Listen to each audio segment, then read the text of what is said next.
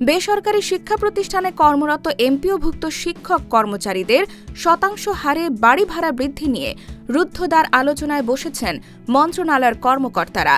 বুধবার সকাল থেকে শুরু হওয়া এই আলোচনা এখনও চলছে। অর্থ মন্ত্রণালয়ের একটি সূত্র দ্য ডেইলি ক্যাম্পাসকে জানিয়েছে, সংস্থাটির অতিরিক্ত সচিব দিলরুবা শাহিনার কক্ষে এ আলোচনা হচ্ছে। আলোচনায় যুগ্ম সচিব ও উপসচিব পর্যায়ের কর্মকর্তারাও উপস্থিত আছেন। নাম অপ্রকাশিত রাখার শর্তে অর্থ বিভাগের এক কর্মকর্তা দ্য ডেইলি ক্যাম্পাসকে বলেন, শিক্ষক কর্মচারীদের শতাংশ হারে বাড়ি ভাড়া বৃদ্ধি নিয়ে আলোচনা চলছে, হিসাব নিকাশ করা হচ্ছে। সিদ্ধান্ত চূড়ান্ত হওয়ার আগে নিশ্চিতভাবে কিছুই বলা যাচ্ছে না।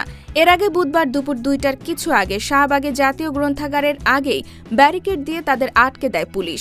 এ সময় ব্যারিকেডের সামনে অবস্থান নিয়ে স্লোগান দিতে থাকেন শিক্ষকরা। পরে শিক্ষকরা ব্যারিকেড ভেঙে শাহবাগ মোড়ে অবস্থান নেন। এদিন সকাল থেকে সরজমিনে দেখা যায় শহীদ মিনারে জড়ো হতে শুরু করেছেন শিক্ষকরা। বেলা বাড়ার সঙ্গে সঙ্গে শহীদ মিনারে শিক্ষকদের উপস্থিতি বাড়তে থাকে। দাবি আদায়ে তাদেরকে বিভিন্ন স্লোগান দিতে দেখা গেছে। দাবি আদায় না হওয়া পর্যন্ত তাদের কর্মসূচি চলমান থাকবে বলে জানান শিক্ষক নেতারা।